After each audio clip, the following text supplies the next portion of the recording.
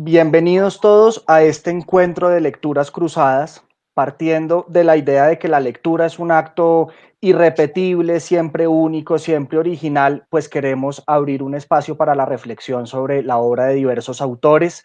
Este proyecto de la Secretaría de Cultura, Recreación y Deporte de Bogotá, en cabeza de su Dirección de Lectura y Bibliotecas, lleva ya a lo largo del año varios encuentros literarios con autores, con lectores, con editores y con personas del mundo del libro y la lectura.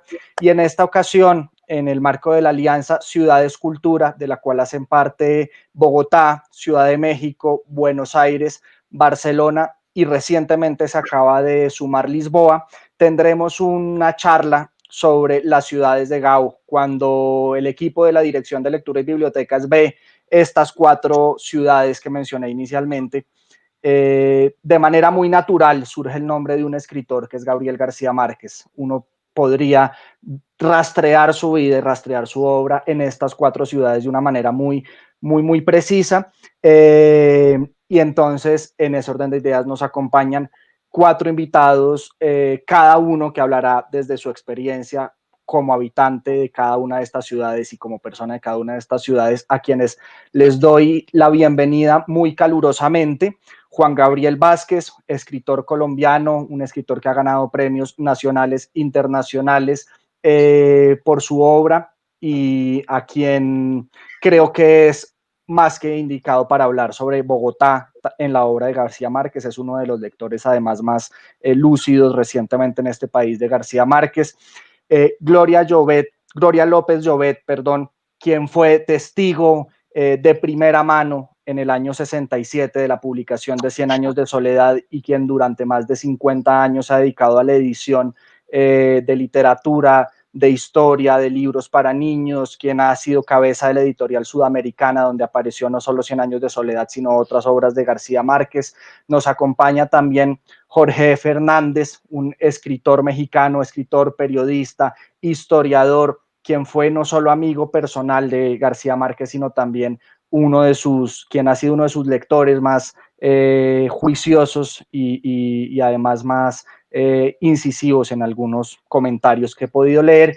Y por último, Xavi Allén, quien es quizás el historiador y crítico cultural español que más ha ahondado en la historia del boom latinoamericano y en esa relación además tan estrecha que se estableció entre Latinoamérica y España, tomando como centro la ciudad de Barcelona en los años 60, 70 y en adelante, y autor de ese libro maravilloso que es Aquellos años del boom. A los 4 les doy la bienvenida a este encuentro y bueno, la idea es tener un rato de conversación acerca de estas ciudades en las que García Márquez trabajó, vivió, creó y sufrió y amó, podríamos decir. La idea de este recorrido es hacerlo en una primera parte cronológicamente. Entonces empezaré por Bogotá.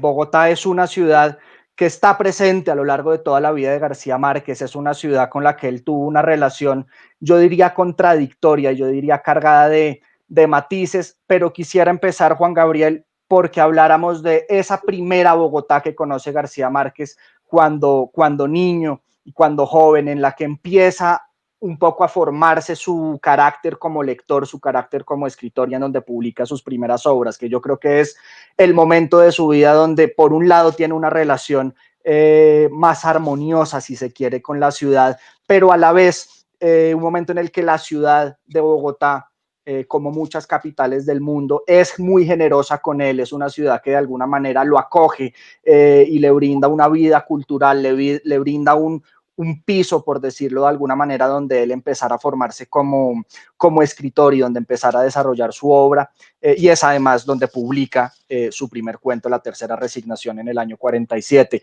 Entonces quisiera, Juan Gabriel, empezar por usted, que nos cuente cómo vio usted ese inicio de la relación de García Márquez con Bogotá. Sí, bueno, muchas gracias, Felipe. Para mí es un placer estar aquí con todos ustedes, mis colegas en esta conversación. Muchas gracias a los responsables de organizarla. La idea es maravillosa, de trazar un poco la trayectoria de García Márquez a través de su relación con estas ciudades. Él llegó a Bogotá en el 43, por primera vez, en enero del 43. Estaba a 2 meses de cumplir 16 años, de manera que era un adolescente caribeño que llega a esta ciudad por primera vez, a esta ciudad fría, a 2.600 metros después de haber subido, ¿no?, desde Puerto Salgar, que es una ciudad, un puerto sobre el río Magdalena, al que llega el barco que lo trae desde la costa, y desde Puerto Salgar él sube en tren, el tren que había en esa época. Y, empieza a notar que le falta el oxígeno, empieza a notar que no se respira tan fácilmente en estas altitudes. Y ese es el primero de los muchos cambios más bien traumáticos que tuvo con respecto a lo que era su vida en el Caribe.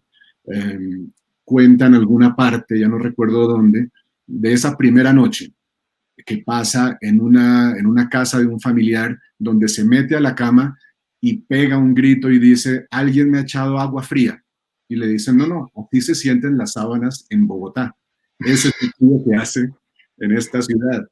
Él había llegado a una estación donde no lo esperaba nadie, la persona que venía a recogerlo se demoró un poco, y llegaba desorientado a una ciudad de gente de vestidos oscuros, de guantes, de paraguas, porque lloviznaba constantemente. En algún momento después él escribiría que Bogotá es una ciudad donde caía una llovizna pertinaz desde el siglo XVII. Y a esta ciudad llega para buscar una beca. Va enviado con grandes sacrificios por sus padres para que busque una beca y termine el bachillerato en Bogotá. Y al día siguiente de la llegada, entonces, después de haber pasado la primera noche entre sábanas que le parecían, que estaban tan frías que le parecían mojadas, se va a el edificio donde asignan las becas y se encuentra con una fila que le da la vuelta a la cuadra. Esto era en la avenida Jiménez, abajo de la carrera séptima en Bogotá. Y la fila le da la vuelta a la cuadra y él es el último. Y empieza a llorar de frustración y de desespero cuando se le acerca un hombre y lo reconoce. Era un abogado, Adolfo Gómez, que García Márquez había conocido en el vapor que lo traía por el río Magdalena. García Márquez se había pasado el viaje cantando boleros, y este abogado se había fascinado con el joven que cantaba boleros y le había pedido que le escribiera la letra de una canción que le había gustado especialmente. Y a cambio, el abogado le regaló El doble, la novela de Dostoyevsky. Bien, este hombre reconoce a García Márquez, le pregunta por qué está llorando, qué le pasa. García Márquez le habla de su intención de pedir una beca y de su desespero por la longitud de la fila, y resulta que este abogado era el director del programa de becas. Esa es la suerte de García Márquez. Y de manera que el hombre lo saca de la fila, lo mete a la oficina de becas directamente, logra que abrirle un espacio en los exámenes. García Márquez pasa los exámenes, gana la beca, y así es como se va a estudiar a Zipaquirá. Pero ese primer encuentro con Bogotá es profundamente traumático, es un enfrentamiento con el frío, la soledad, la distancia, una civilización y una manera de ser de la gente completamente distintos de lo que era su experiencia caribe. Y yo creo que ahí quedan sembradas dos cosas que marcaron su obra, que son la soledad y la nostalgia. Y después de eso parece que no hubiera escrito absolutamente sobre nada más. Podría uno decir que esos dos temas tan claves nacieron para él aquí en Bogotá, en donde estamos en este momento usted y yo. Hay otro hecho de la vida de García Márquez en Bogotá que yo creo que marca su obra de una manera trascendental, que es el 9 de abril.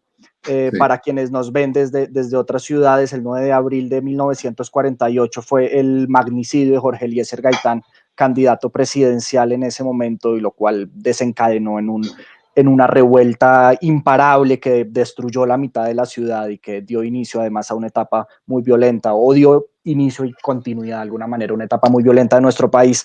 Pero yo creo que ahí hay también la semilla de una visión de la historia que va a ser fundamental para su escritura posterior y para lo que después pasaría con la publicación de 100 años de soledad en Buenos Aires y su vida como escritor profesional. Háblenos un poco de ese encuentro brutal de García Márquez con el 9 de abril, estando él en la ciudad de Bogotá. Sí, sí, claro, García Márquez había llegado después de sus estudios de bachillerato en Zipaquirá, después de un viaje a la costa para pasar unos meses con su familia, llegó a Bogotá de nuevo en el 47, a comienzos del 47, ahí es cuando usted decía que publicó su primer cuento, se publicó en septiembre del 47, después de una serie de accidentes maravillosos. Es uno de mis episodios favoritos en la vida de García Márquez, es el momento, según él, en que mientras estudia Derecho en la Universidad Nacional sin ninguna vocación, teniendo como profesor, entre otras cosas, Alfonso López Miquelsen, que era famoso porque dejaba que los estudiantes costeños pasaran la materia sin que presentaran buenos resultados. Um, en, esos, en esos días alguien le presta a García Márquez un libro chiquito de tapas amarillas que se llama La Metamorfosis y otros relatos de Kafka. Es un libro que es traducción de Borges, aunque Borges en alguna declaración después contó que él había traducido todos los cuentos del libro menos La Metamorfosis. Pero bueno, eh, y cuenta García Márquez su experiencia al leer La Metamorfosis. Dice, me caí de la cama, entre otras cosas porque sintió que en esa manera de contar las cosas, sintió primero que así hablaba su abuela, eso es lo que dice en alguna parte, así hablaba mi abuela, contando estas cosas inverosímiles, sobrenaturales, con perfecta tranquilidad, ¿no? Con una sintaxis de realismo total.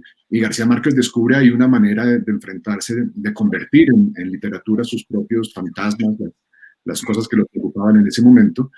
Escribe La Tercera Resignación, luego ve una carta no, una columna de Eduardo Salamea Borda en El Espectador, que dice que se pregunta si hay nuevos escritores en Colombia, y García Márquez, un poco picado, manda La Tercera Resignación al Espectador, y un par de semanas después descubre en un café, alguien está leyendo el periódico, descubre su cuento publicado y dice que sale corriendo inmediatamente a comprar el periódico y se da cuenta de que le faltan 5 centavos, tiene que ir a la pensión a pedirle prestado el dinero a alguien y volver a comprar el periódico y descubrirse como escritor publicado.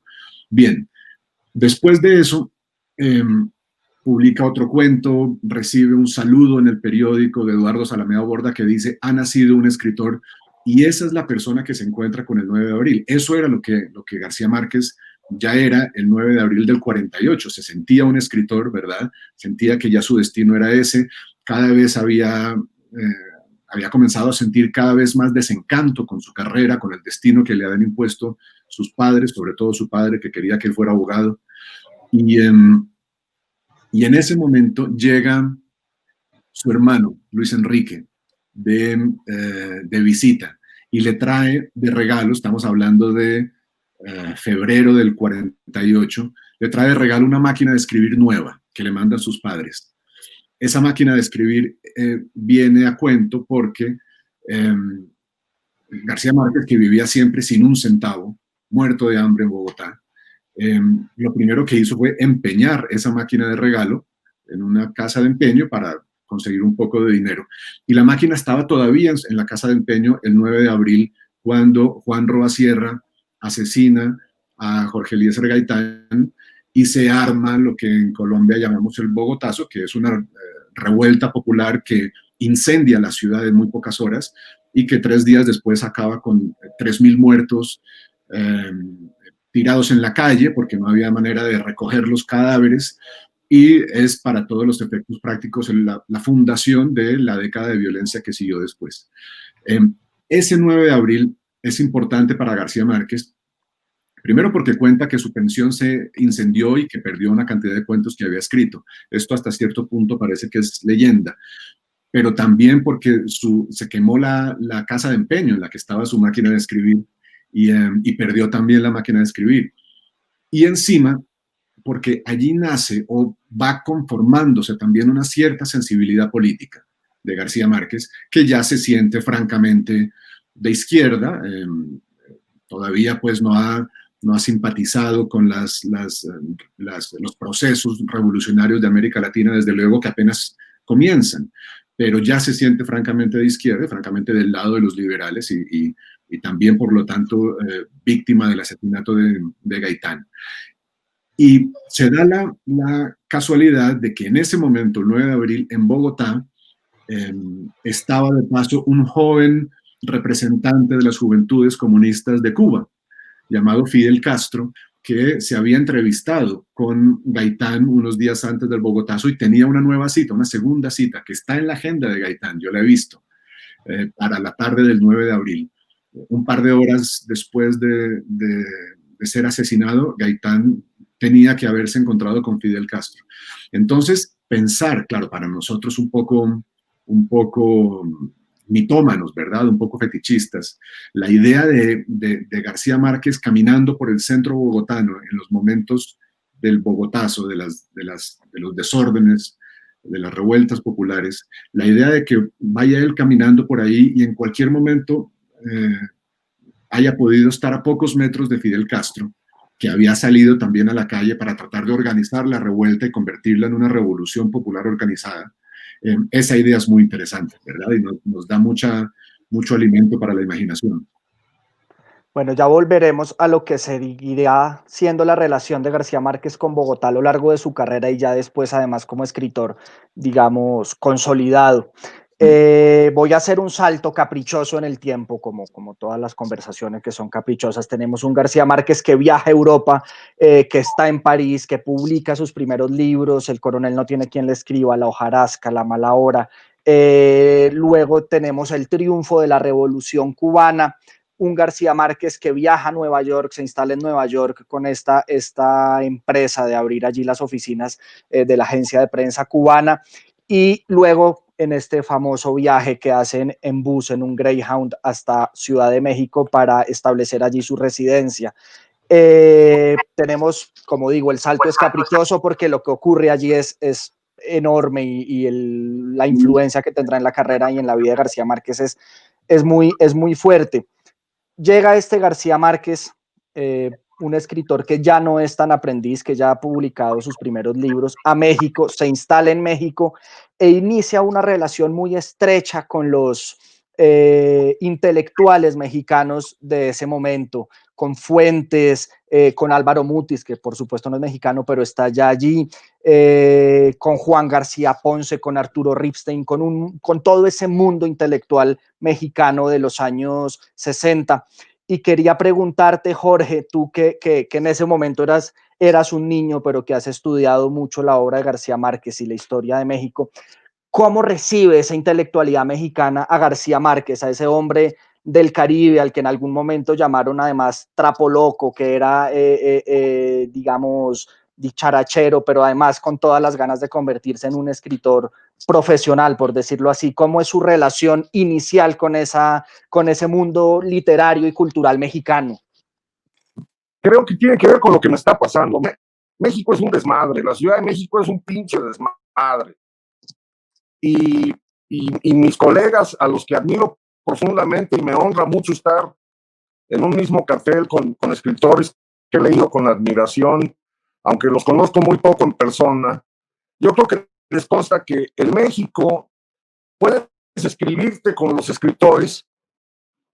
Gabo se había escrito con Fuentes. Álvaro Mutis tiene un papel nodal, porque Álvaro no solamente es que compartía las cartas que intercambiaba con Gabo, sino que además platicaba mucho de él.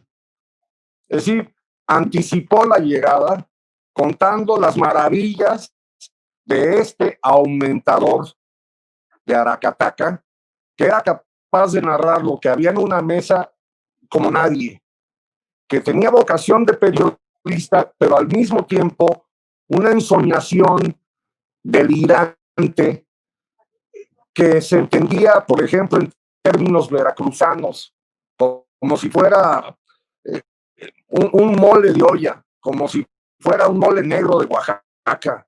Entonces, cuando llegan a esa ciudad luciferina que dice Gabo, la propia Gaba lo repetía mucho, que independientemente de las cartas y de los intelectuales, lo que los imantó fue un arroz rojo con 2 huevos estrellados.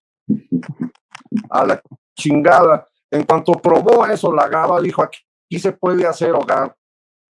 Ahora, en segundo lugar, Mutis le había pintado un panorama quizá no tan específico de cómo iba a ganarse el PAN. Yo creo que no le explicó debidamente de que, dado el desmadre de México hace 60 años y hoy mismo, le tienes que entrar a los guiones, a las reseñas, a la traducción, a dar conferencias improvisadas en cafés, a explicar cómo estaba la grilla cubana. México siempre se ha sentido muy cerca a Cuba, pero en realidad tenemos 3,000 kilómetros de frontera con los pinches gringos, que es de donde venía él. Entonces, de todo el licuado que se armó a la llegada, lo que le fue abriendo las puertas fue la capacidad verbal de narrar anécdotas, la capacidad desparpajada de compartir los cuentos que ya había escrito, y empezó desde muy pronto, según decía María Luisa Elío y Yomi García Scott, a quien lamentablemente yo traté a Yomi, pero ya al final de su vida, y más bien con la que conviví más de 2 décadas, fue con María Luisa. María Luisa narraba que desde muy pronto Gabo empezó a decirles lo de la casa, lo de la novela, lo de que se tenía que encerrar, que si le daban la oportunidad de encerrarse, la iba a cuajar, que no tenía el principio aún. Lo curioso de todo esto, y si quieres eso lo dejo para un siguiente segmento, es que los sábados en que llegaron a reunirse Yomi García Scott, a veces iba a Fuentes, siempre estaba María Luisa Elío, y que les narraba verbalmente lo que iba escribiendo. Cuando finalmente entregó el manuscrito, se dieron cuenta que esa vaina no tenía nada que ver con lo que había narrado. Es decir, se mexicanizó. Algo que tú llamas en alguna parte la mexicanización universal de Gabo. Sí, y lo pueden confirmar Rodrigo y Gonzalo, sus hijos. Son mexicanos hasta las cachas. En el caso de Gonzalo es más evidente porque es más joven. Digamos, Rodrigo llegó a México, pero ese arroz rojo con huevos, esa manera de... Es un espejo que va de ida y vuelta, y esto yo creo que lo sabe muy bien Juan Gabriel y también Xavi. A nosotros nos da un poco de vergüenza que cuando vamos a Colombia se saben más rancheras que nosotros. Se saben las letras de todos los pinches boleros y luego el mexicano es el que queda en ridículo. Si ustedes conocieron la casa de Mutis, pueden ver que es un jardín netamente colombiano. Es decir, parecería una escena de alguno de los relatos de Macrol. Esas plantas que se dan en el Valle de México, en el Valle de Anáhuac, transterradas, de alguna manera es la metáfora de la mexicanización de Gabo. Si me apuras, estando en París o estando en Barcelona, no dejaba de ser colombiano-mexicano en esas ciudades. Porque cuando vamos a Europa, incluso en los países que no tienen ñ, se nota que nosotros somos de un desmadre mucho más filial, más caliente, tiene sazón. Muy bien, muchas gracias, Jorge. Ya volveré al tema de la mexicanización, que me interesa mucho hablar después, cuando, digamos, Gabo se establece de nuevo en México. Y aquí conviven muy cercanamente 2 ciudades, México y Buenos Aires. Y con esto te doy la bienvenida, Gloria. Buenos Aires fue casi un escenario mítico para García Márquez, un lugar donde ocurrió un hecho de magia, por decirlo de alguna manera, y al cual nunca regresó por temor a que se perdiera esa magia. me hace acordar mucho del famosísimo poema de Borges, de Fundación Mítica de Buenos Aires. Tú, sin embargo, tuviste la oportunidad de estar allí cuando la magia ocurrió, cuando en el año 67, después de los ires y venires, por decirlo así, del manuscrito, sale por fin la novela en Sudamericana. Y quisiera preguntarte un poco cuál fue, por un lado, los episodios previos a esa visita de García Márquez, que fue breve a la ciudad, y luego cómo fue estar allí en esos días, que además serían, eso sí que irrepetibles, porque él nunca regresó. Bueno, sí, es verdad, es verdad. Buenos Aires fue para él algo realmente mágico y realmente especial porque, bueno, se produjo el fenómeno, digamos, inmediato del reconocimiento de la gente, una cosa que no es muy habitual. Yo como editora te puedo decir que no recuerdo muchos casos en que inmediatamente que salga una novela se produzca lo que pasó con Cien años de soledad. Bueno, él llegó a Buenos Aires y bueno, se fascinó, me parece, con Buenos Aires. Y el recuerdo, yo tengo un recuerdo porque recién tenía 17, 18 años y acababa de empezar a trabajar hacía muy poco en Sudamericana con mi abuelo. Y bueno, trabajaba junto a Paco Porrúa, que fue quien, digamos, no lo descubrió, pero sí el que nos dijo, bueno, este libro es maravilloso y hay que publicarlo. Y por eso mi abuelo apostó muy fuerte por ese libro. Y él llegó a Buenos Aires una noche con Mercedes, los fueron a buscar al aeropuerto, Paco Porrúa y Tomás Eloy Martínez, que era en ese momento el director de la revista Primera Plana. García Márquez fue invitado a Buenos Aires por Sudamericana y la revista Primera Plana, que habían hecho un premio literario, y él fue como uno de los jurados de ese premio. Y cuando él llegó a Buenos Aires, la novela había salido hacía unos pocos días y ya casi que se había producido el fenómeno de la venta, ¿no es cierto? Y él se fascina porque lo reconocen. Él jamás pensó que llegara a una ciudad en que su novela acababa de salir y una noche él va a un teatro. Era famoso en Buenos Aires en aquel momento el Instituto de Itela, porque era un centro cultural donde, bueno, se presentaban libros, había mucha movida de teatro y de pintura también. Y él va una noche al teatro ahí, cuando entra, de repente la gente se pone de pie y lo empieza a aplaudir. Él no entiende lo que pasa, no entiende que es para él. Y bueno, realmente fue una cosa tan emocionante que después, muchos años después, que nosotros insistimos con los otros libros que sacábamos de él para que volviera, que nos acompañara en la salida de los libros, nunca lo logramos. Y yo decía, pero Gabo, ¿por qué no venís a Buenos Aires si te fue tan bien? Por eso, porque me fue muy bien y no quiero romper esa magia, lo que pasó en ese momento. No quiero que no suceda algo por el estilo, que se me cambien las cosas, ¿no?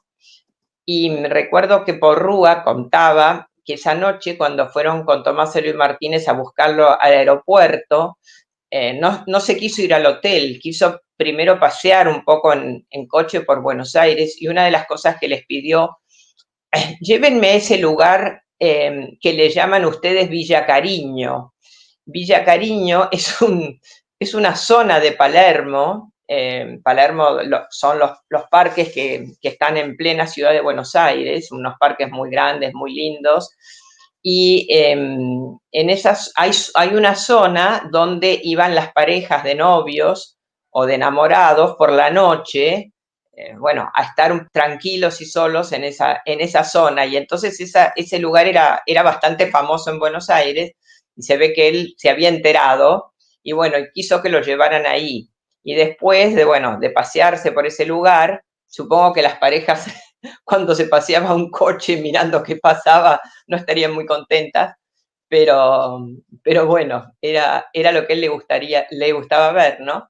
Y después fueron a cenar a un restaurante muy famoso de carne, él quería comer carne, y fueron a un restaurante muy famoso que se llamaba La Cabaña, que estaba abierto hasta muy tarde a la noche, y cenaron allí, todo eso antes de ir al hotel. Y bueno, era pleno invierno en Buenos Aires, y él bajó del avión con un saco a cuadros muy, muy grandes, donde aparece después en las fotos, y se paseó por Buenos Aires muchos días con ese saco tan llamativo, diríamos, o por lo menos para cómo se vestía la gente aquí en Buenos Aires, que eran como más tradicionales, más de traje gris, azul. Bueno, ese saco llamó mucho la atención. Yo creo que mucha gente después lo reconocía por el saco.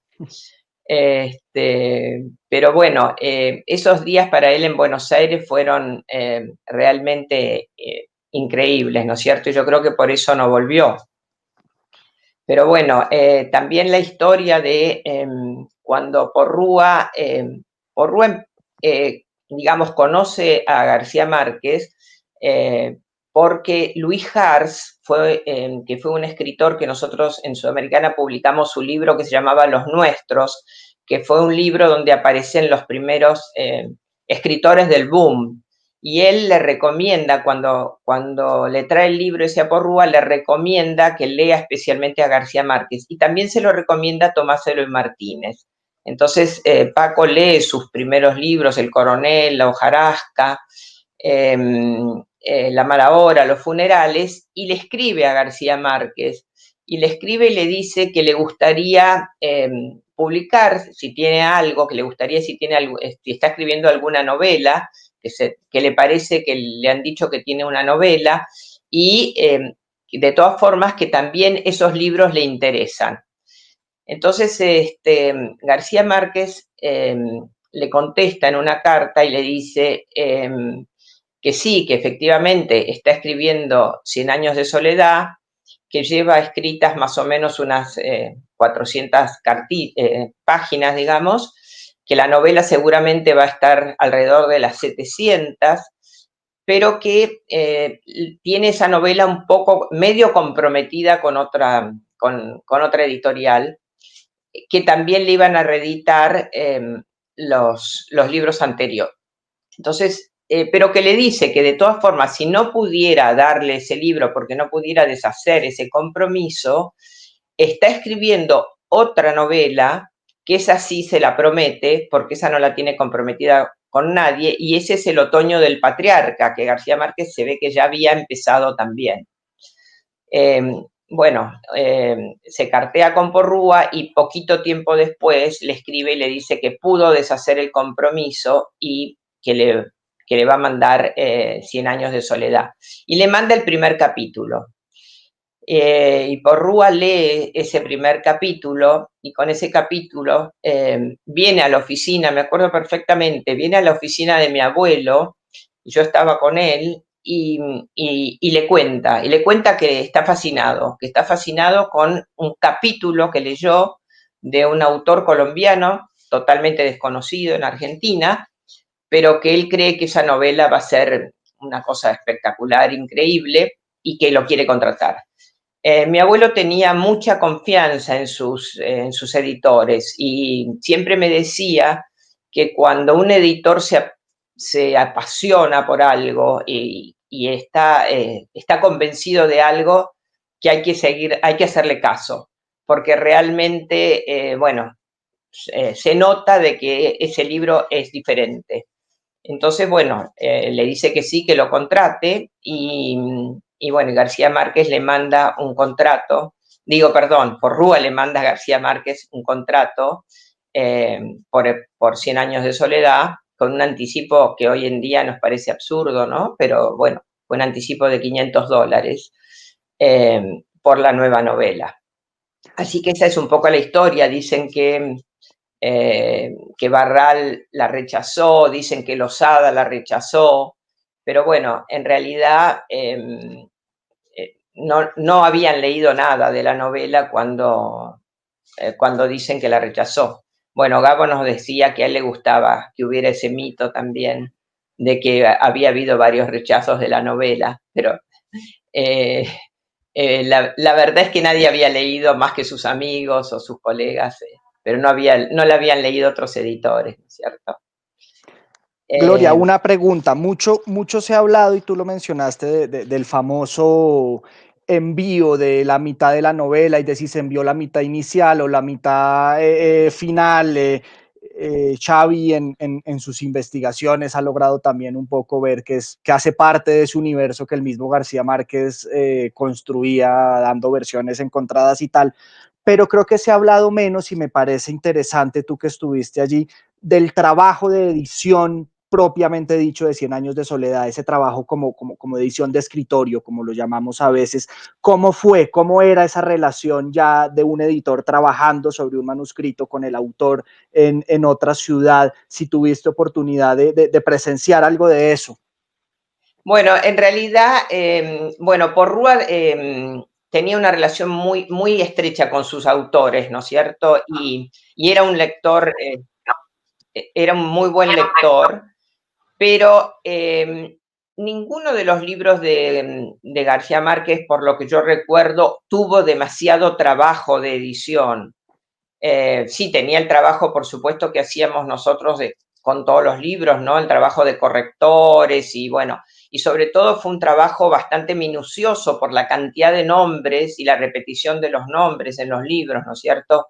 En eso había que tener muchísimo cuidado, pero fue uno de esos libros donde, donde el editor, a ver, sabe que no hay mucho que hacer, ¿no es cierto? Porque realmente era un libro redondo que no había que decirle, bueno, subí, bajá, cambia un poco el final, o qué sé yo, hay partes que son un poco densas, o bueno, a las cosas que hace y que conversa un editor con su autor muchas veces, ¿no es cierto? Por lo que yo recuerdo, ese libro se editó prácticamente nada más que con las correcciones normales de, bueno, de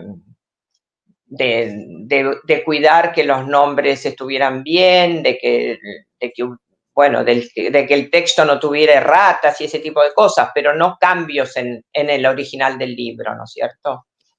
Ok, muchas gracias. Y bueno, sale 100 años de soledad en 1967 y es un poco la consolidación o obra que le da mucho más piso a algo que ya había iniciado antes con la publicación en el año 62 de La ciudad y los perros de Vargas Llosa, Rayuela en el 64 de Julio Cortázar, pero también esto va acompañado de algo que podríamos llamar como una especie de cambio geográfico de ese centro que va a ser la edición en español, desde Buenos Aires y México también hacia Barcelona, y allí es cuando también García Márquez viaja a Barcelona y se establece en Barcelona e inicia su relación además con la agencia de Carmen Balcells. Me gustaría preguntarte, Xavi, primero que nos expliques un poco cómo se da ese cambio de la capital geográfica de la edición en español, por decirlo de alguna manera, que fue algo que arrastró a muchos autores en el mejor sentido, y por supuesto a Gabriel García Márquez. ¿Cómo pasa la ciudad condal a convertirse en ese centro de la edición en español? Bueno, es algo que coincide en el caso de García Márquez. De todas formas, el libro se publica en Buenos Aires, es la edición de Sudamericana, y hay una cosa curiosa que si cuando García Márquez aterriza en Buenos Aires, ya prácticamente nada más aterrizar, ya es famoso, ya sabe todo el mundo quién es, ya el libro es un fenómeno, mientras que en Barcelona nadie se dio cuenta de quién llegaba, aunque llegó después de la presentación en Buenos Aires. Pero el libro en Barcelona ni siquiera se había publicado, no había salido, llegaban unos pocos ejemplares de Sudamericana que corrían de mano en mano entre un público, digamos, pues experto, conocedor, pero el público no sabía quién era.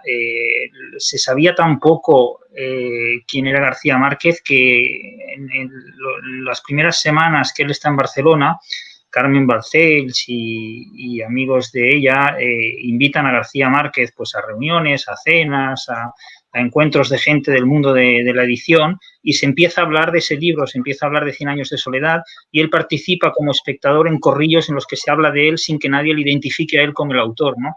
Y Beatriz de Moura dice que nunca olvidará la vergüenza que pasó, que estuvo como 10 minutos explicándole a él quién era ese García Márquez del que se estaba hablando tanto en Latinoamérica, y se lo estaba explicando él mismo y él no se identificó como Gabo, ¿no?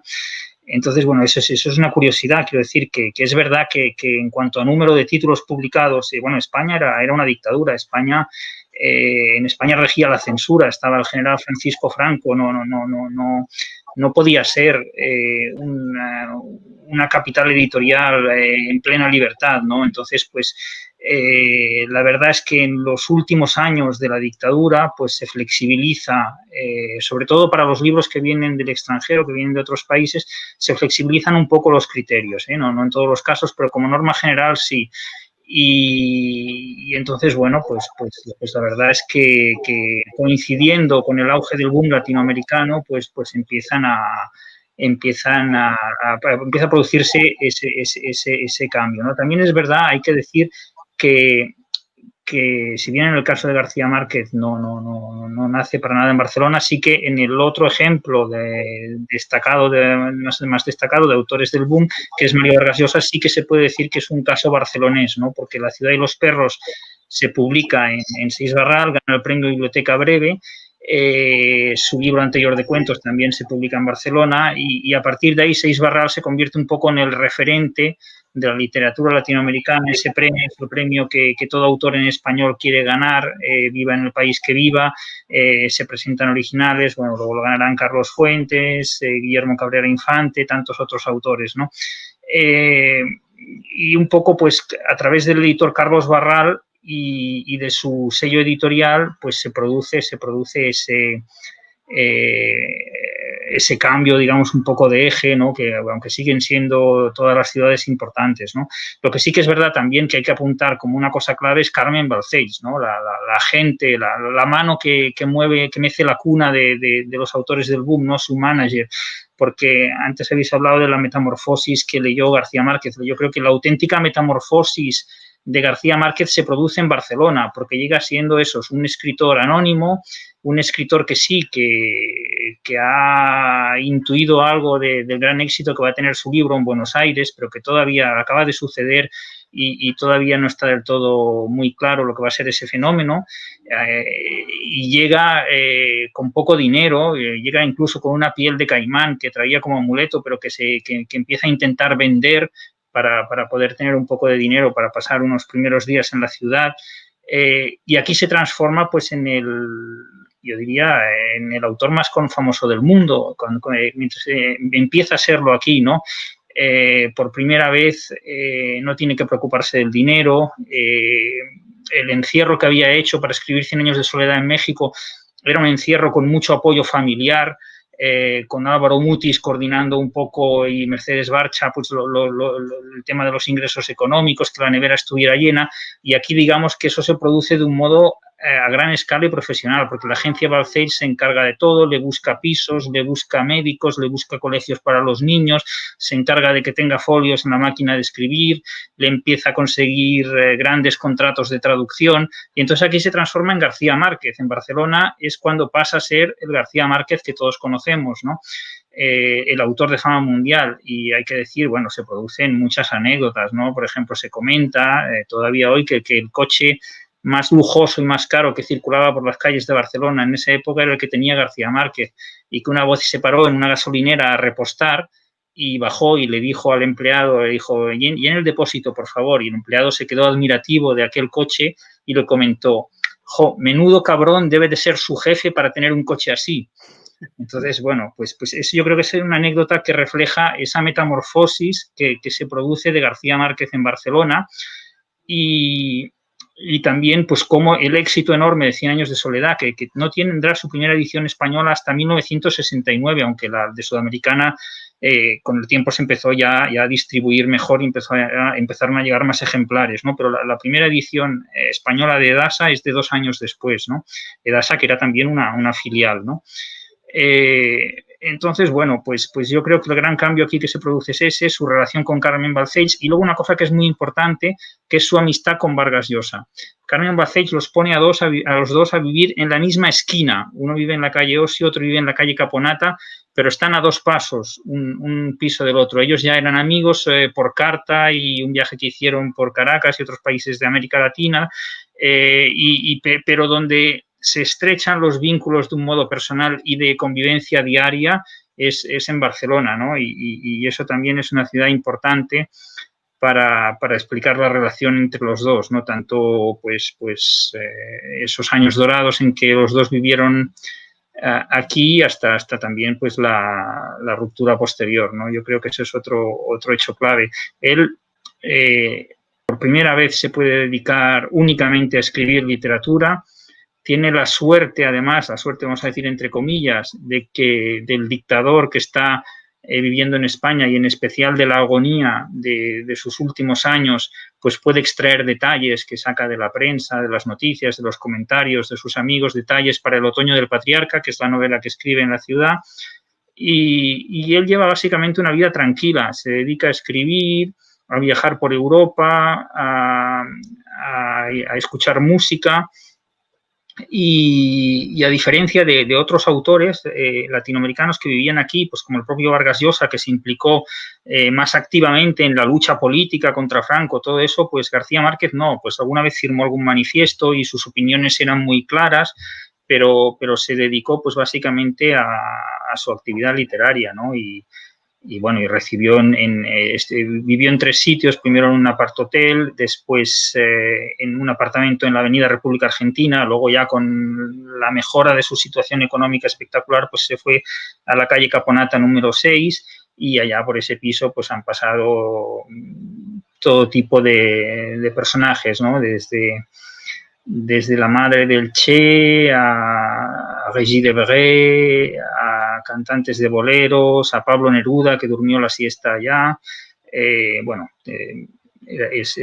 un lugar mítico para los que nos dedicamos a estudiar la literatura. Y una cosa que él apreciaba también de Barcelona, no solo esos primeros años en que nadie le conocía, sino que cuando llegó a ser famoso y llegó a ser conocido, pues podía pasear por sus calles por el carácter un poco pues de la ciudad, quiero decir que podía ir al cine, que podía estar en una librería pues hojeando ejemplares, que no recibía el acoso que a veces cuando iba a otras ciudades, pues el acoso de los fans, el acoso de afecto, de cariño, que aquí se le tenía ahí mucho, pero digamos que la gente era como más discreta, más tímida o como le queramos llamar. Luego él, bueno, mantuvo siempre sus vínculos con la ciudad. Él se fue en 1975, justo cuando muere Franco, se fue ya para México definitivamente, pero siempre tuvo un piso aquí, ¿no? Toda la familia todavía lo tiene y venía en una época, excepto en los últimos años, pero una época en que cada año realizaba su visita ritual a Barcelona, ¿no? Una pregunta especulativa. No soy muy amigo de especular porque la realidad es la que es, pero ¿crees tú que si no hubiera existido 100 años de soledad, esa novela que vendió el 1.000.000 de ejemplares en un tiempo récord y etcétera, hubiera existido el boom, se hubiera consolidado como ese movimiento que fue sin 100 años de soledad? Bueno, sería una cosa muy distinta, ¿no? Porque 100 años de soledad fue la locomotora que tiró de todos, ¿no? Tiró no solo de sus amigos del boom, sino de los autores que le habían precedido, pues como Borges, por ejemplo, ¿no? que habéis comentado. Se despertó un interés mundial por la literatura escrita en español que antes no existía, ¿no? Pero no un interés crítico o de las universidades o de los suplementos literarios, sino un interés masivo del público. Es que lo que hoy nos parece a veces difícil de comprender es que estos autores, García Márquez era el Dan Brown de la época, era el que más vendía entonces, ¿no? Bueno, pues eso fue así y sin ese efecto locomotora de su novela, yo creo que difícilmente, pues por ejemplo, Cortázar era un autor que vendía muy pocos ejemplares y también coincidió. Yo he mirado albaranes de ventas, de liquidaciones que conservan en la agencia Balcells y realmente hay una relación clara entre la aparición de 100 años de soledad y el despegue de ventas de ese libro con el auge de todos los demás, ¿no?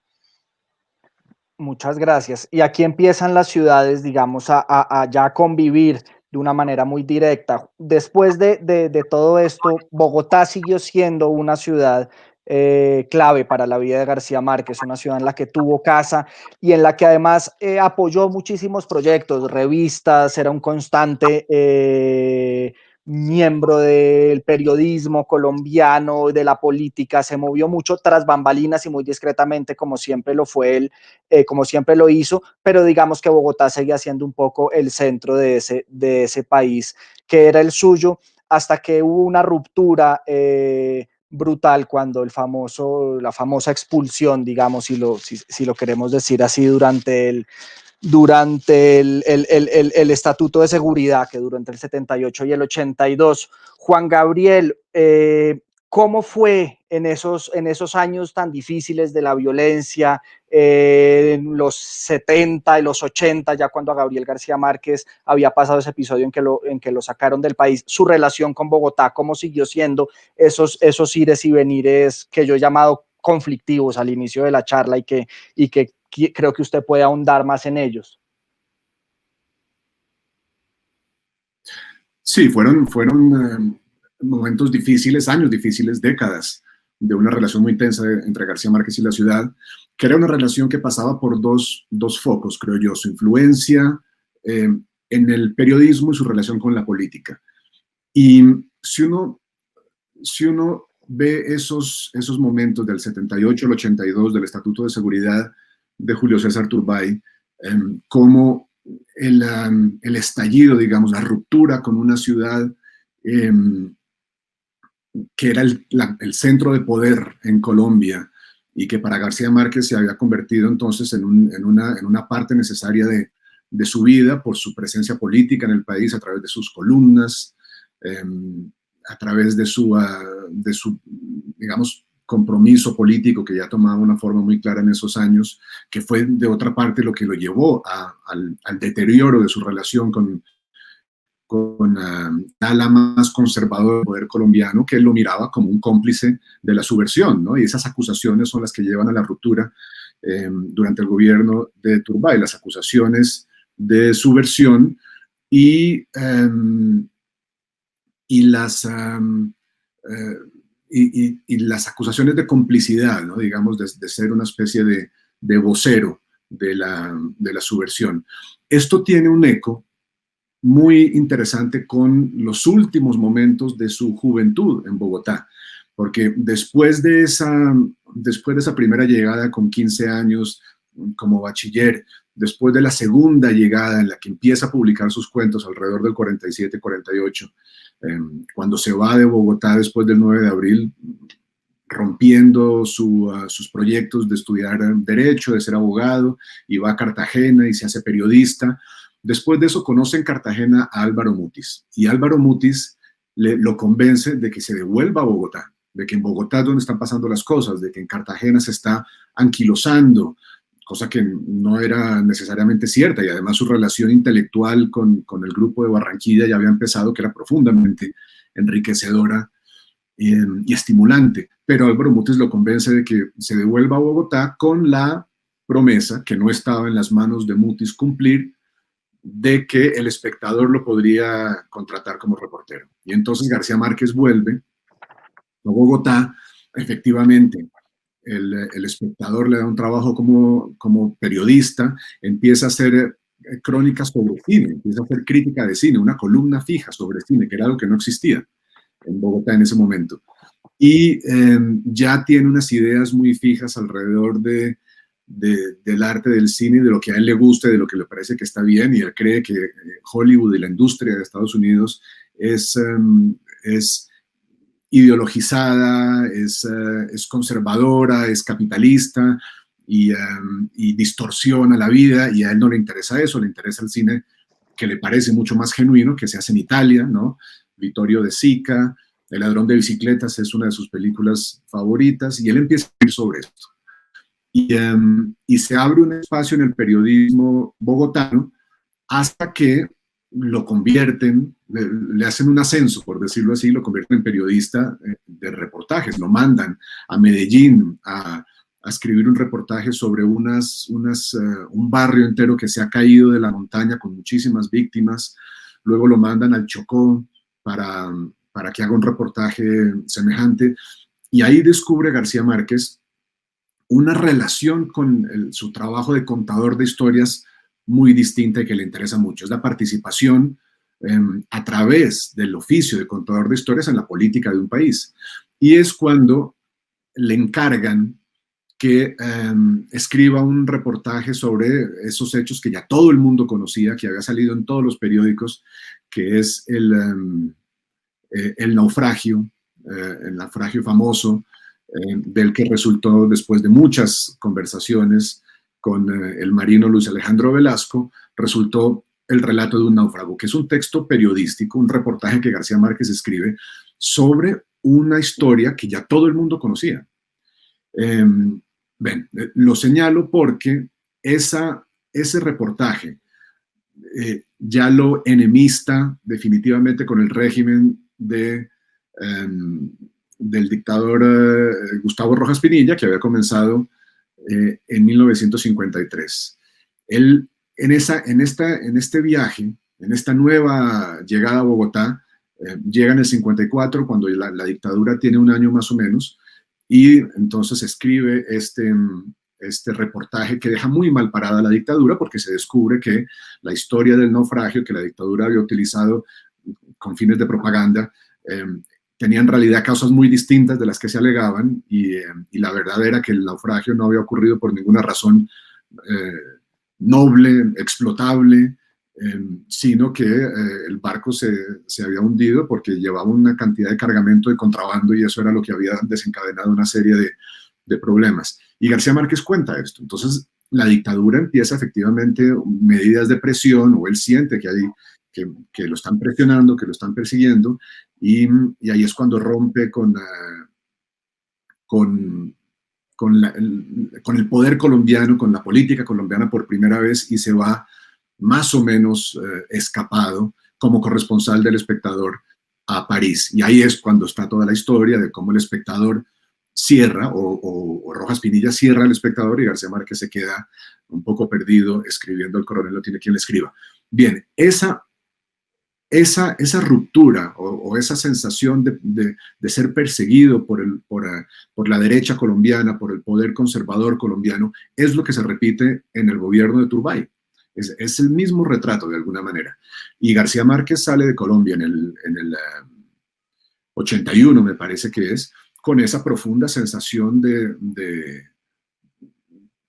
haber sido traicionado, ¿no? De que el país lo persigue, le ha quitado su apoyo, lo ve como una figura subversiva y peligrosa, y eso desde luego que ha sido parte constante de una relación muy tensa que ha tenido con el poder en Colombia.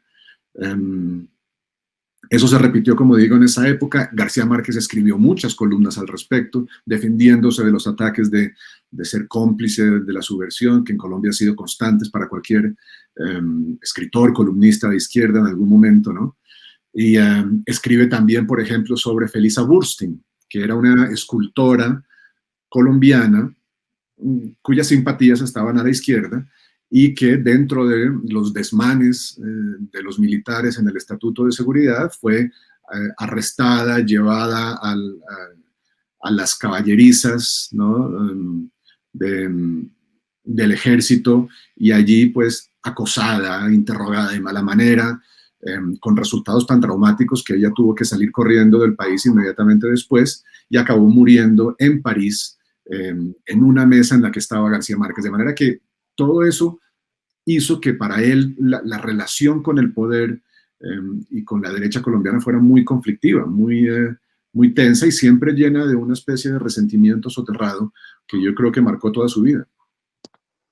Jorge, ya que te vemos mejor lo cual nos alegra enormemente. Tú hablaste de la mexicanización de García Márquez y de esa mexicanización que inició muy pronto en su primera llegada a México, con un arroz con huevo, pero también quisiera tú, que has sido un lector tan agudo de su obra, que nos contaras cómo se ve también la mexicanización en la obra de García Márquez. Es famosa pues la anécdota de cuando Álvaro Mutis le entrega Pedro Páramo a García Márquez y pues yo creo que su relación con la literatura mexicana es permanente y en su obra hay mucho de eso. Cuéntanos un poco esa influencia literaria de México en la obra de Gabo. Voy a pedir nada más un minuto de tolerancia porque elogié a Xavi y elogié a Juan Gabriel, pero a mi amiga argentina quiero decir que te adoro, porque me conmovió mucho que mencionaste el saco a cuadros que llevó a Buenos Aires y que confirma por qué le decían trapoloco. Era muy fachosito. Y es interesante esto porque está inédito un libro que yo hice con la Gaba, que ojalá y salga pronto, que se llama Vivir para vernos. Y cuando son todas las fotografías desde que se conocen de niños hasta que termina, que en realidad no termina. Se volvieron a ver en un barco que navega eternamente. En las fotografías de Buenos Aires se ven tan felices que yo no sabía que ya no habían vuelto. Y dijo, es que la pasamos tan bien con todo lo del teatro. Estaba bastante lúcido y ella también estaba muy contenta, salvo que criticaba el pinche saco, que no se lo quitaba. En todas las fotos aparece pinche saco, porque no había cambio de vestuario. Lo que había era el aumento de la leyenda, pero sin cambio de vestuario. Y entonces a mí me conmovió mucho volver a oír eso y entonces yo quiero que seas mi amiga ya para siempre. Dicho lo cual, quiero celebrar como mexicano que arreglé la pinche computadora. Y esto me va a ayudar a tratar de formular mi parlamento. Cuando triunfó Cuarón con la película Gravity, todo el mundo dijo, ¿cómo va a ser cine mexicano eso? Si es una película que George Clooney hace de astronauta. Y Juan Villoro, en su infinita lucidez, dijo, por supuesto que es una película mexicana, porque la nave espacial que estaba averiada se arregla con un alambrito. Y cuando comunican a tierra, se oyen ladrar unos perros. Eso solo pasa en una pinche película mexicana. Dicho lo cual, la mexicanización también se confirmó hacia finales de la década de los 90. Se me descompuso la laptop, que aquí llaman el portátil. Y yo conseguí a un chalán que me cobró una tercera parte de lo que cobraba la Macintosh, porque descubrió que apretando manzanita 6.2 se arreglaba ese desperfecto. Y le dije, ¿y cómo llegaste a eso? Y dijo, ensayo y error.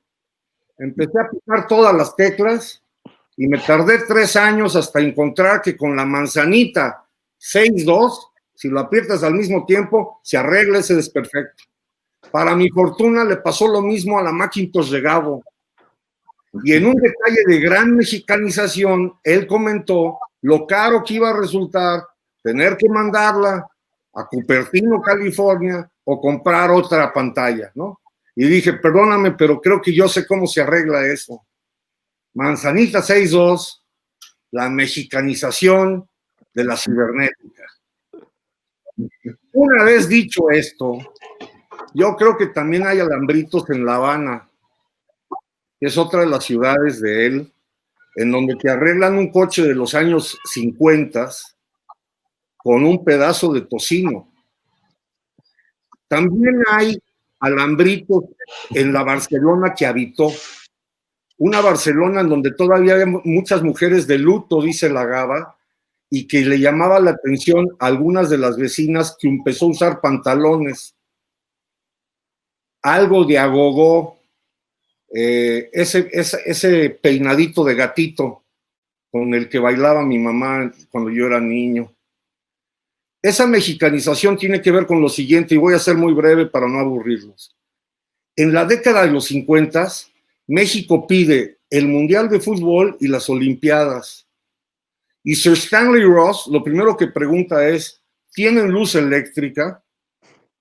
Con lo cual se sintió ofendido el empresario, el que fundó Televisa y los demás millonarios, porque dijeron, no solamente tenemos luz eléctrica, vamos a construir uno de los estadios más grandes del mundo. Esa utopía se desarrolló durante los 60. La década psicodélica es lo que llamamos el desarrollo estabilizador. Lamentablemente eso terminó en un baño de sangre, el Tlatelolco, porque en la medida en que se celebraron las Olimpiadas y el Mundial de Fútbol por primera vez en países en vías de desarrollo, sobre todo las Olimpiadas, México de pronto creció, floreció. Voy a mencionar solamente un rubro, aunque no puedo hacer la conexión gráfica. Eso tiene que ver con las agencias de publicidad y la cantidad de escritores que cuajaron en agencias de publicidad, entre ellos Gabo, porque trabaja con Yomí García Scott y con don Jaime Muñoz de Baena, que es el que le pregunta, ¿por qué después de estar tantas horas inventando jingles y eslogans para electrodomésticos, llegas a desvelarte a tu casa? ¿Por qué escribes? Y fue cuando respondió, para que me quieran más mis amigos. Esa frase se la dice a don Jaime Muñoz de Baena, que trabajaba en la agencia de publicidad. La parte intelectual es que no solamente Mutis, sino Carlos Fuentes, Salvador Elizondo, el propio Juan José Arriola, se encargaron de bombardearlo con libros. No es solamente el Pedro Páramo que le entrega a Mutis y le dice, tenga para que aprenda, sino que también son los cuentos de Francisco Tario, que todavía vivía. Tario, un personaje misterioso, maravilloso, que murió aquí en Madrid, y al que hay que honrar con ser el autor de La noche de Margaret Rose, que es un cuento que le fascinaba a Gabo. Entonces, la mezcolanza entre los alambritos de la vida cotidiana, es decir, cómo te pueden arreglar o te podían arreglar las cintas de la máquina de escribir ya deshilachadas, quién sabe cómo le hacían en el centro, atrás de Palacio Nacional, que te las devolvían intactas, a lo mejor ya sin tinta roja, a lo mejor ya lo más era tinta negra. Y lo mismo pasó, creo yo, mi querida amiga argentina, con la corrección previa, porque siendo de tan mala ortografía, tuvo mucho cuidado de pedirle a Pera, la secretaria, que la copia al carbón del original pasara por el rasero de los que ayudaron a corregir la ortografía. Y entonces por eso el trabajo editorial ya en Buenos Aires fue más bien del árbol genealógico, cuidar muy bien que no se confundiera Aureliano José con José Arcadio III o lo que fuera. Y en ese sentido estoy tratando de decir que la mexicanización es como lo que acabo de hacer, la improvisación afortunada. Muchas gracias, Jorge. Gloria, si bien García Márquez, como dijimos, no volvió a Buenos Aires, tú seguiste acompañándolo a lo largo de muchos años y en los siguientes libros que se publicaron allí. Cuéntanos a la distancia cómo fue, o no a la distancia, porque tú además viajaste con él a distintos lugares, cómo fue esa relación editorial, digamos, entre lo que sería el mercado argentino y García Márquez, después de 100 años de soledad. Bueno, realmente fue una cosa increíble, porque pensar que nosotros empezamos con 8.000 ejemplares de 100 años de soledad y se empezó a reeditar y no paró nunca, jamás paramos de hacer reediciones. Y cuando viene su segundo libro, que es El otoño del patriarca, era tal la expectativa que había en Buenos Aires con su libro, que primero decidimos hacer una edición de 50.000 ejemplares y mientras la estábamos haciendo vimos que no alcanzaban por los pedidos que teníamos de los libreros y la aumentamos a 100 y no alcanzaban y mientras estábamos haciendo esos 100.000 ejemplares, en otra imprenta estábamos haciendo otros 100.000, o sea que salimos con 200.000 ejemplares a la calle, que fue una cosa increíble. Nunca en la historia de Sudamericana había pasado eso, y ni creo que después de eso pasó, porque ni siquiera después cuando él ganó el premio Nobel, que ahí reeditamos todo y hacíamos 50.000 de 100 años del amor en los tiempos del cólera, de relato de un náufrago, de crónica, había libros en los que se vendían 50.000 ejemplares todos los años. Bueno, y salimos con los 200.000 ejemplares y una semana después hubo lo que se llamó el Rodrigazo, que fue una devaluación tremenda en la Argentina, de las que hubo muchas, y casi nos fundimos porque, claro, fue el libro más exitoso que tuvimos en la historia, pero salió ese libro, tuvimos la obligación de ponerle el precio impreso en la tapa, en la cubierta, y hubo una devaluación del 100% y nosotros habíamos comprado el papel en dólares y no lo habíamos pagado todavía. Y entonces hubo un parate total en el comercio y en todo en Buenos Aires y nos empezaron a devolver libros y cantidades enormes de devoluciones y teníamos que pagar el papel en dólares, pagarle el anticipo a Gabo, que ya a esa altura eran bastante más que $100.000, y bueno, y había sido el libro más exitoso, o sea que de milagro que Sudamericana no se fundió en ese momento. Y después tardamos como 15 años en terminar esa primera edición, digamos, que eran 3 o 4 ediciones juntas, ¿no? Pero esa primera edición tardamos como 15 años en terminarla y fueron quedando en nuestras estanterías y fuimos vendiendo de a poco. Bueno, y después, cada vez que sacábamos un libro de García Márquez, los libreros nos decían, ojo, bueno, va a haber una devaluación, porque nos pasó 3 veces. Y la tercera vez, como ya sabíamos que cada vez que salía un libro de Gabo había una devaluación brutal, hicimos un seguro del dólar para poder estar, para que no nos pasara lo mismo otra vez y para poder pagar las cuentas, ¿no es cierto?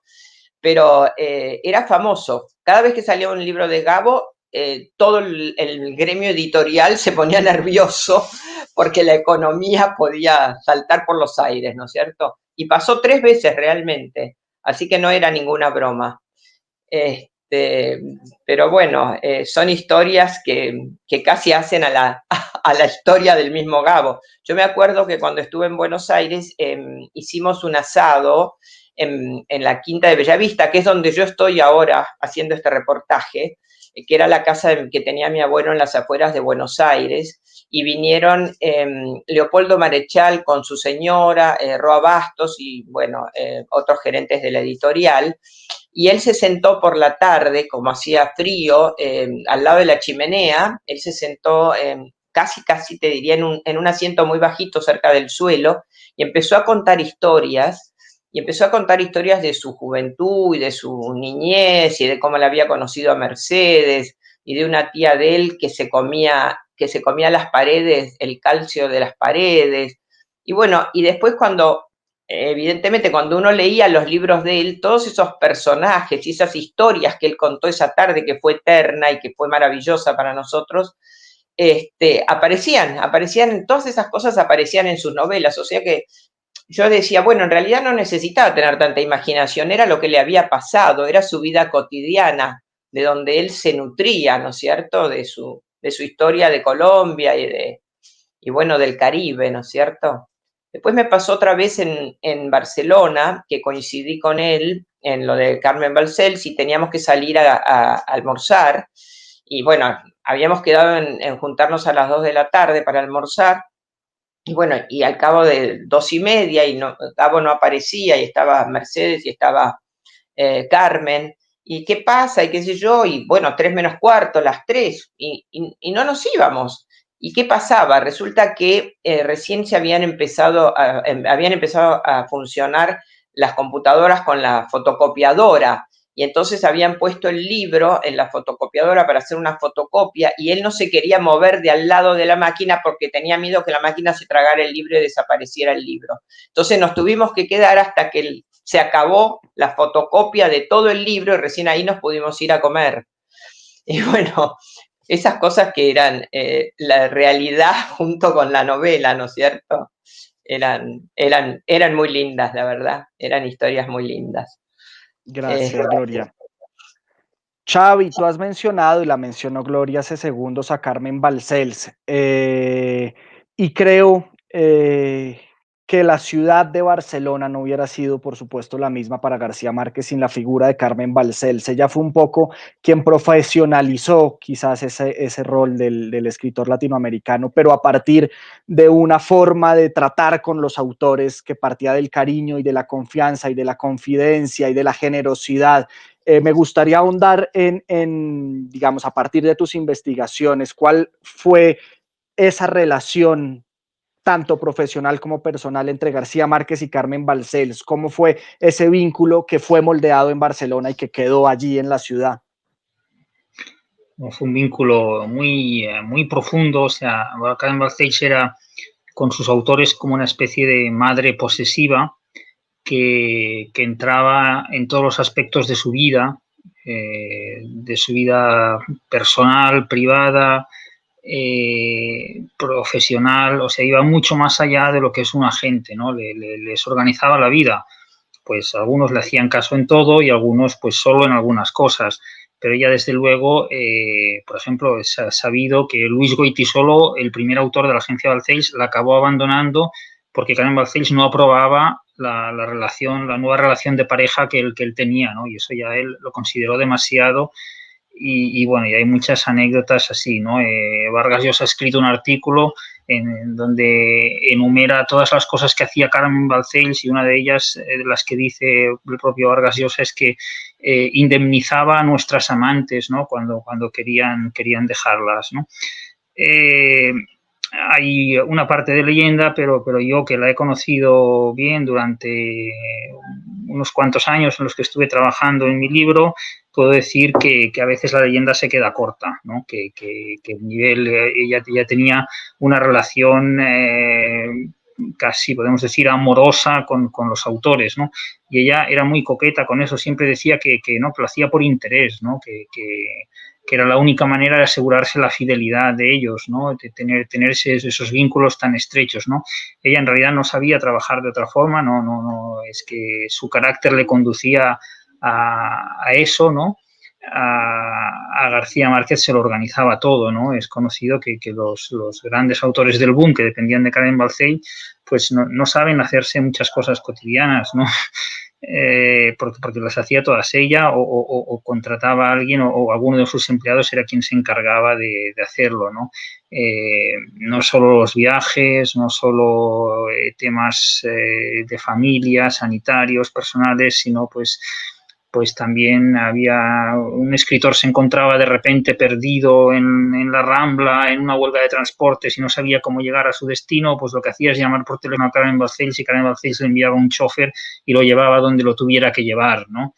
Era una época, estamos hablando de finales de los años 60, que no existían, no se habían popularizado aún los cajeros automáticos, ¿no? Para tener dinero en efectivo. Carmen Balcells era el cajero automático de todos estos autores. Claro, estamos hablando de García Márquez, que era el autor más vendido, ¿no? Pero muchos otros vendían poco, ¿no? Que es la situación de la mayoría de los autores, y tenían un saldo negativo con Carmen Balcells, ¿no? Como cuando alguien le debe dinero al banco, ¿no? Por ejemplo, yo he visto los papeles, pues tal autor tenía menos, muchos miles de pesetas que le debía a la agencia, ¿no? Porque Carmen Balcells, en el caso de García Márquez, no fue necesario, porque digamos que con los royalties que enseguida ya empezó a conseguir, y con los contratos, pues ya podía vivir muy bien. Pero Carmen Balcells, a los autores que no todavía tenían esa situación, pues les pagaba un sueldo mensual, ¿no? Luego lo descontaba de los derechos y, bueno, y no lo hacía con todos, sino con aquellos por los que ella apostaba realmente, ¿no? Por eso el caso de Vargas Llosa, bien conocido también, ¿no? Que vino a Barcelona, que vivía en Londres, porque Carmen Balcells se comprometió a pagarle un sueldo mensual, ¿no? Para que solamente escribiera. Ella le profesionalizó a García Márquez, o García Márquez se profesionalizó él mismo viniendo a vivir a su vera, ¿no? Cerca de donde estaba ella. Les decía que tenían que escribir con horario, les decía que tenían que escribir como si estuvieran en la fábrica. García Márquez llevó eso al extremo de que se compró un mono de trabajo, ¿no? Un overol azul y se lo ponía para escribir, ¿no? Escribía con ese mono, ¿no? Que una vez hasta se tuvo que ir, después de escribir, tenía que ir a un estreno de cine en la Rambla Cataluña con los actores, el director, era una noche de gala de estreno cinematográfico y no tuvo tiempo de cambiarse, llegó con el mono azul y no le dejaron entrar porque iba vestido así, y a partir de ahí se hizo coser, se hizo bordar el logotipo de Yves Saint Laurent en el mono, que ese mono existe para que le dejaran entrar en los sitios aunque fuera vestido de ese modo, ¿no? En los sitios finos. Yo creo que ella ha sido mucho más que un agente, que es un caso irrepetible, que ya no existen, no han existido antes ni han existido después agentes con esa intervención tan enorme en la vida personal, ¿no? Que cuando los hijos o los nietos pues han necesitado algo, saben que también pueden acudir a Carmen Balcells. Se convertía en una especie de familiar, ¿no? De la madrina, en el sentido, digamos, italiano de la palabra padrino, de toda esta gente, ¿no? Yo bueno, pues no sé, la he visto en acción, ¿no? Es una persona que por un lado era muy dura, ¿no? Por ejemplo, Gloria podría explicar cosas, ¿no? De cuando decide ella acabar el contrato con Edasa, ¿no? de García Márquez, o el mismo Náufrago, Luis Alejandro Velasco, podría explicar cosas de cuando le quitan a él los derechos de autor del relato de un náufrago, porque Gabo no creía que ese relato de un náufrago fuera un libro, y fue también en Barcelona cuando Beatriz de Moura, que quería montar su editorial, a la que llamó Tusquets, ¿no? Que era el apellido de su marido de entonces, quería montar una editorial nueva y no tenía mucho dinero, y entonces lo que hacía es pedirle a sus amigos escritores que le dieran algún texto, ¿no? Con que no fuera la novela, el principal libro que estaban trabajando en ese momento, pero que les dieran algún texto secundario, ¿no? Y entonces García Márquez dijo, no, yo no tengo nada. Dice, pero bueno, piensa cuando hacías de periodista, y dice, bueno, tengo esta cosa del náufrago que publiqué en Colombia, pero yo no sé si hay un libro ahí. Y fue Beatriz de Moura quien pidió todos los artículos y le dijo que sí, que había un libro, que además un gran libro, hicieron un trabajo de edición, pero ese texto originalmente había aparecido firmado por el propio Náufrago, ¿no? Entonces García Márquez decidió que los derechos de autor de ese libro de Tusquets iban a ser para Velasco y no para él, ¿no? Y de hecho hasta escribió un pequeño texto introductorio en el que decía que esta historia es de quien me la ha contado y no mía, ¿no? Y ese es el libro más vendido de la historia de Tusquets. Ese libro que no veía el autor que podía ser un libro, que nació por la insistencia de la editora, y a partir del premio Nobel en el 82, pues Carmen Balcells convence a Gabo de que esos derechos han de volver a él, que le dice que este señor ya ha cobrado dinero mucho tiempo. Además, también es verdad que Velasco quería intervenir, quería decidir cosas como si fuera el autor en cuanto a adaptaciones cinematográficas, decisiones en cuanto a dónde se iba a publicar ciertas traducciones, y entonces creyeron que estaba excediéndose en sus funciones, ¿no? Que siempre decía Carmen Balcells que si el Náufrago se hubiera limitado a cobrar, que a lo mejor no se hubieran querellado contra él, ¿no? Pero bueno, hubo un proceso judicial largo que duró mucho tiempo y que al final se saldó pues con los derechos de vuelta para García Márquez, ¿no? Esa es una de las operaciones de Carmen Balcells de las que se ha hablado mucho, porque tiene sus aspectos, por un lado, comprensibles y por otro, discutibles, ¿no? Pero ella era una persona que capaz de actuar con la máxima dureza, digamos, sin piedad, sobre todo con los editores, ¿no? A los que de alguna manera veía como enemigos suyos y del autor, ¿no? Ella me decía a mí que no entendía por qué los futbolistas tenían que ser tan millonarios, ¿no?, como Messi, y los escritores tan pobres, ¿no?, que hasta que ella no descansaría hasta que los escritores pues cobraran como los futbolistas, ¿no? Evidentemente no vio cumplido, pero en el caso de algunos pocos autores, pues como García Márquez, pues se aproximó más. Gracias, Xavi.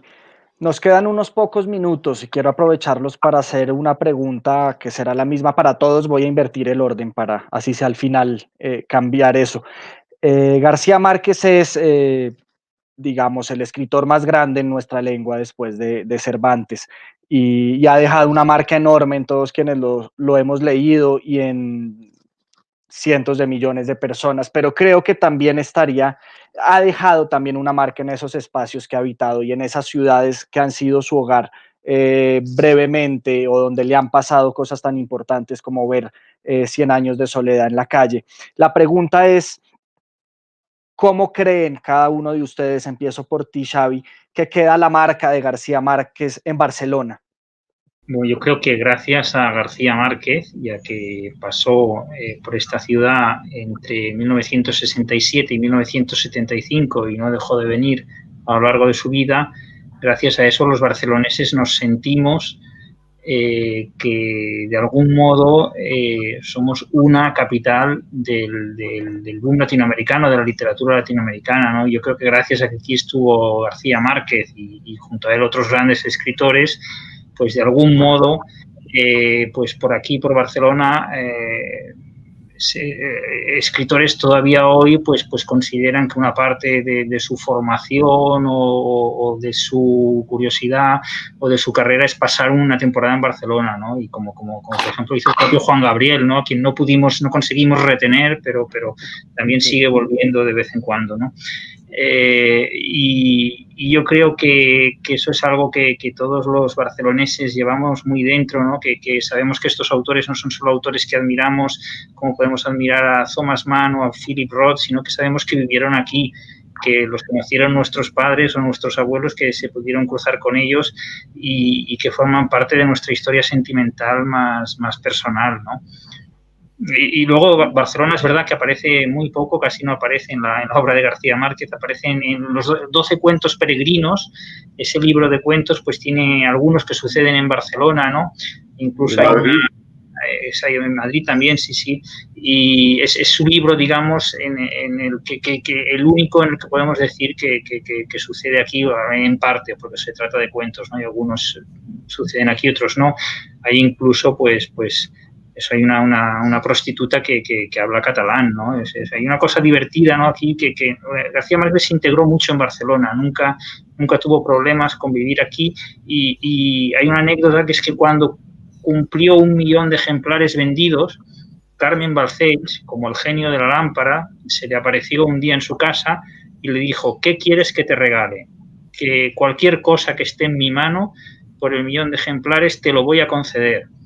Y García Márquez, que podía haber pedido cualquier cosa y se la habrían concedido, lo que le pidió es que hicieran una traducción de 100 años de soledad al catalán, que por un lado es la cosa más inútil del mundo, porque todos los catalanes leemos bien el español y es una lengua nuestra y la queremos y nos gusta leerla, y por otro lado no deja de ser un gesto significativo que él quería que si estaba traducido al coreano, al chino, al japonés, pues que también quería estar traducido en el idioma de la ciudad donde vivió un tiempo, ¿no?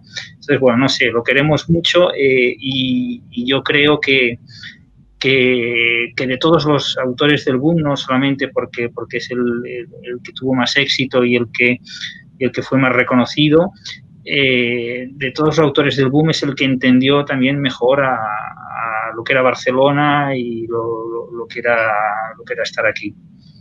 Gracias. Gloria, el paso de García Márquez por Buenos Aires fue breve pero intenso y el paso físico, quiero decir, pero creo que su huella perdura. Quisiera preguntarte lo mismo, ¿cómo ves tú, de qué manera la huella de García Márquez en Buenos Aires?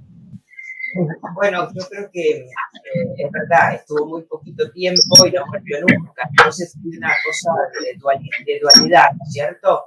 El orgullo de haberlo lanzado de alguna manera a la fama aquí en Buenos Aires y que fueran sus primeros lectores y los que lo reconocieron primero que nada. Y la pena de que no quisiera volver nunca, ¿no? Hay esa cosa dual. Siempre la gente, los periodistas, todo el mundo nos preguntaba a nosotros como editores, ¿cómo es que no consiguen que vuelva? ¿Cómo no logran que venga de alguna manera? Y varias veces estuvimos como ahí haciendo las cosas. Me acuerdo una vez que casi lo logramos cuando en la época de Alfonsín, que logramos una invitación a través de Alfonsín y bueno, parecía que iba a venir y al final él se echó atrás.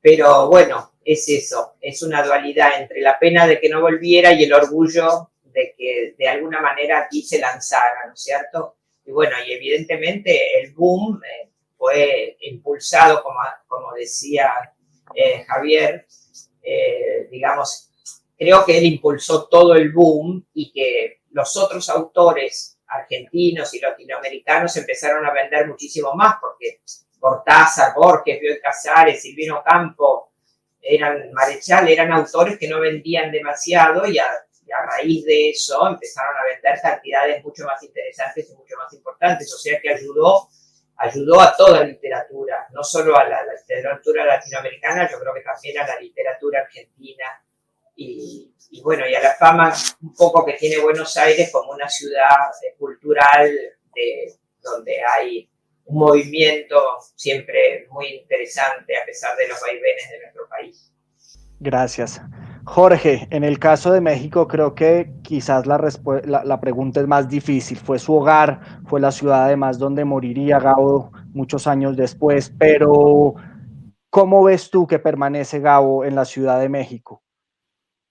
Está en las flores que los vecinos pusieron en la calle para felicitarlo al amanecer del Nobel, en la calle de Fuego. Está recién restaurada la casa donde escribió 100 años de soledad, tan cerca de la avenida Toluca. Aquí en Madrid hay un piso en el Paseo de la Castellana que todas las noches se inunda de luz por la travesura de unos niños que se quedaron sin canguro. En Bogotá y en Cartagena de Indias yo lo vi en los jugos de frutas inconcebibles que solamente existen en Cartagena o en Bogotá o en tinta. Y en Argentina yo creo que está intacto el inmenso teatro, primero de 8,000, luego de 50,000 y luego de millones de lectores que le aplauden de pie. Está en la cara de mis hijos que lo leen por primera vez, que no han terminado de leer toda su obra. Está en sus nietos y está en el recuerdo imborrable de un hombre bueno que no pasa un solo día sin que yo lo recuerde. Gracias, Jorge. Y Juan Gabriel, cierro con usted.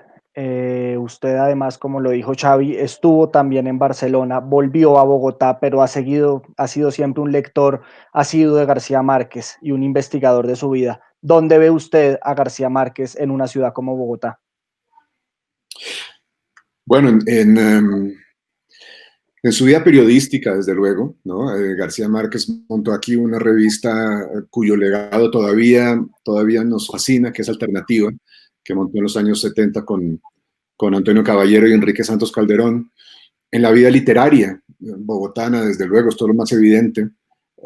Pero en cuanto a esto, a mí me gusta mucho recordar que para mí la parte de lo más importante que dejó García Márquez en Bogotá fue algo que de alguna manera iba en contra de Bogotá, que era su escepticismo y su manera de cuestionar la centralización cultural de un país como Colombia. La obra de García Márquez, en general, ve a Bogotá con mucho escepticismo, ¿no? En 100 años de soledad aparece como sin nombre, pero aparece como este lugar en las montañas, frío y lluvioso, donde solo hay iglesias prácticamente. Bogotá es el lugar hostil, hasta cierto punto traidor del que sale Simón Bolívar en El general en su laberinto. Y todo eso, una visión un poco tensa, un poco distante, que cuestionaba siempre el estatus de Bogotá como centro de poder cultural. A mí me gusta mucho que García Márquez lo haya hecho. De alguna manera él, su obra, pero también él como figura, descentralizó la vida cultural colombiana, hizo que Bogotá bajara un poco esa vanidad que tenía de sentirse el centro de la creación cultural colombiana, el centro de la creación literaria, por donde pasaba toda la cultura colombiana a mediados del siglo pasado. Y García Márquez, su aparición, sus novelas, su actitud con la ciudad, es un memorando de que no es así, y de alguna manera eso fue muy útil, ¿no? Bajar un poco la vanidad y la centralización de la vida intelectual colombiana a través de sus novelas y también de su relación con el poder bogotano. A mí eso me gusta mucho. Termino aquí, pero quisiera mostrarle a Xavi un libro que tengo en mi biblioteca, que es una edición catalana, en catalán, de 100 años de soledad, publicada por mi amigo Pere Sureda en la editorial Belacqua, ya desaparecida.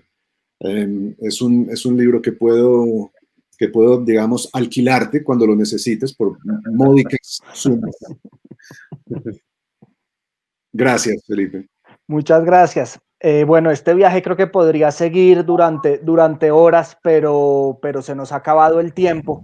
Quiero agradecerles a todas las personas que nos vieron y especialmente a Gloria López Llobet, Jorge Hernández, Juan Gabriel Vázquez, Xavi Allén por esta conversación y por este viaje maravilloso por las ciudades de Gabo.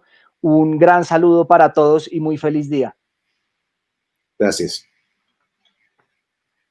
A todos. Gracias. Mando abrazos a todos. Un placer. Igual para ti, Jorge. Osamo Bin Laden. Ya. Ahí va a saludar. Muchas gracias, de verdad, inolvidables estos momentos. Gabo hubiera gozado muchísimo con esta conversación. Yo creo que sí. Muchas gracias, de verdad, a todos. Un abrazo. Gracias. Chao, que estén muy bien. Chao, gracias a todos.